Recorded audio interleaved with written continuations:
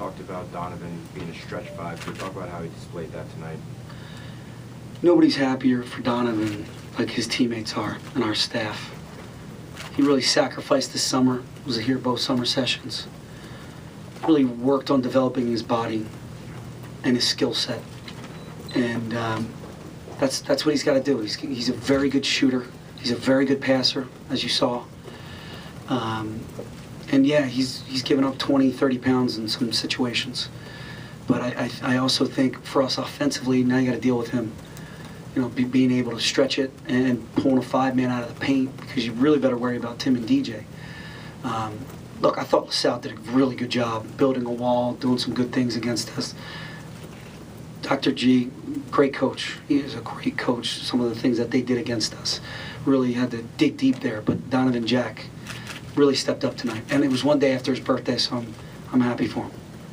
John said, Pat, that as well as he coached, that your outside shooting from the big guys forced them to go small. And then subsequently you were able to rebound a lot better. How key was that in the game, forcing them to go smaller? No, he makes a really good point. And we said it in a timeout when they had five guards in.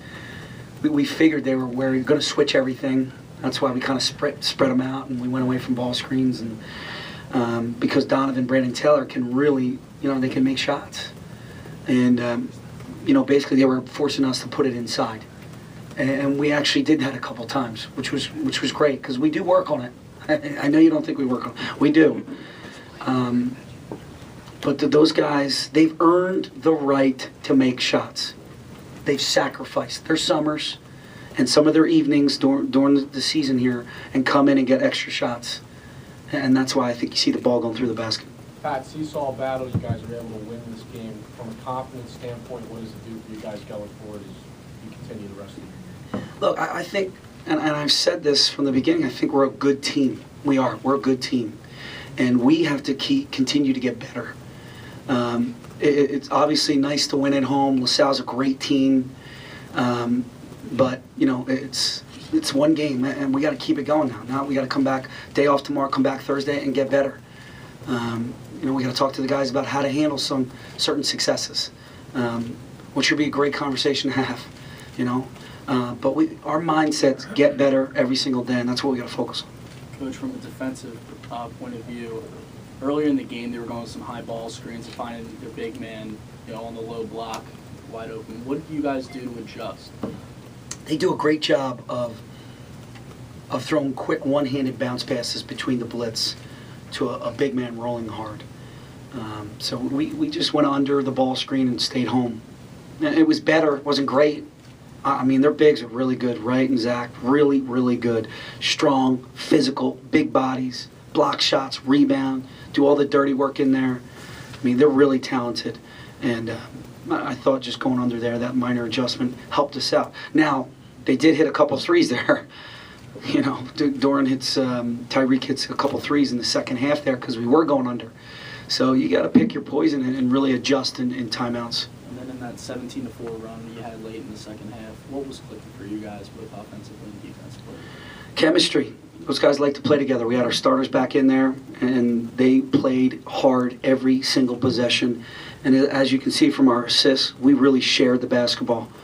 And, sometimes they're scrambling. And I think that was the difference. And then on defense, we all did our job. We got in the gaps, we built a wall, we gang rebounded, which was great to see. Because I think they had, I want to say 10 rebounds at a certain point, and we only gave up 2, I think, in the last 6 or 7 minutes, which is great because those bigs are dominant on the glass. Don. Coach, did you have a sense this was going to be a game of runs and be able to punch back? Like how did you go about getting back up and be able to get these guys back in the fight? No question. I mean, last year, you watched that tape from last year. I actually watched it. I had to. I didn't want to. And then watching their games this year, they go on spurts and they go on runs. And I told our guys before the game, they're going to go on a run. We're going to go on a run.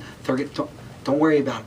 Just keep playing Penn State basketball, and we're going to be fine. And I felt like they believed it, They had faith in it, and when we came in the timeouts, it was all about attitude, keep playing hard, win this possession, great stuff. And that wasn't coming from me; it was coming from them. So that's where you know your chemistry's getting where you want it to be. Pat, in the second half, they went to a zone defense initially. When they did it in the second half, you guys struggled a little bit. But what does it say about your team that they were able to make those in-game adjustments, get them out of the zone and going forward? We always prepare for missing shots. You know, we're obviously scoring the ball the last few games. And we took too many threes when they went to their 3-2 zone. And then we started driving it, getting in the paint a little bit more. And the 1 or 2 threes that we took were more in rhythm threes rather than a standstill three. Great adjustment by him. Like I said, great coach. But I felt like, hey, this is going to happen. You knew you're going to go in the rut. You're not going to score 100 points. Just keep getting stops. Keep sharing the basketball. Do the little things. We got to get some things in the paint. Get ourselves to the foul line. Break this little drought. And I think that's what we're doing a better job of this year than in years past. Now this game's in the rearview mirror. Looking ahead this whole 2-game stretch here. You can't let me enjoy it for 1 second? Yeah, absolutely. But, I can't let me enjoy this for a second. What is Longwood? What kind of challenges will they pose to you guys? Look, I got to be honest with you. I'm thinking about what am I going to do when I get home tonight. I'm going to watch film. I'm going to watch the camera from our camera, and then I'm going to watch the ESPN camera, and then I'm going to get up tomorrow. I'm going to go recruiting, and then I'll worry about Longwood on Thursday. But right now, we're going to enjoy this one. How important is it to win?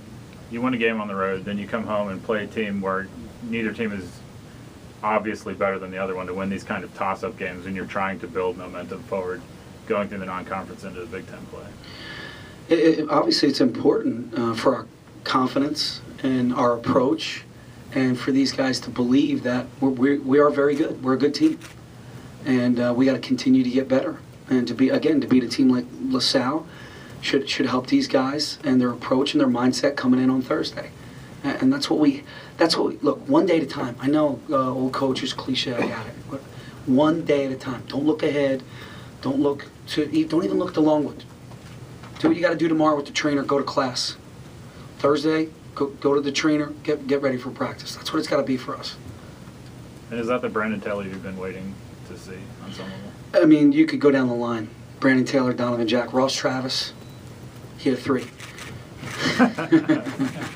Just letting you know he's working on it, and I know you don't want me to let him shoot him, but I'm going to let him shoot him. I thought of you when he hit it. So yeah, good. Guess what? I thought of you. Is that weird? Talk about the Philly connection this game, and then obviously the game you guys just played down with Leicester, and then a lot of these kids have played against each other in high school and AAU and stuff. Just talk about the Philly connection and these past couple of years have. Obviously, we have DJ, Brandon Taylor, John Johnson's on the bench, Julian Moore.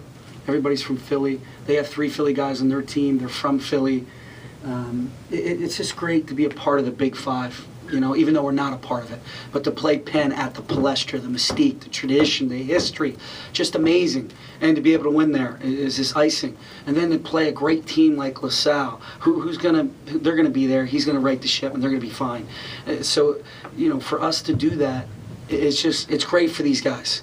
And I give the credit to DJ Newble. He took the chance on us. Penn State playing for us against Philly teams. And hopefully we'll continue to see that. To piggyback off that, what does it do for recruiting to beat a team like LaSalle? John talked about how you've been able to do that. You've been able to get a lot of guys from Philly. But when you're able to beat teams from your own state, what does that do? No, it definitely helps. There's no question. I mean, look, you win games, you're going to get recruits, and you're going to get more people in the stands. That's what we need to do. But it all goes down to relationships. I firmly believe it's about relationships and trust when you're recruiting and building a program.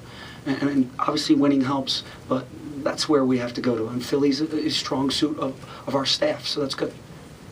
You talked about Tim realizing that he has other guys on the floor that can make plays for him.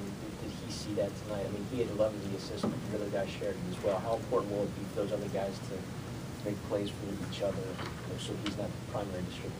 I think he definitely recognized that, but most importantly, I think Tim and DJ realize that they need these other guys, and they're gaining a lot of trust in these other guys to step up, to make plays, to get a rebound. It's just not about the shots. There were some big-time rebounds down the stretch, and some steals. AR gets a big steal. I mean, those winning plays are what we stress and talk about all the time. And I think Tim and DJ are really enjoying playing with these guys.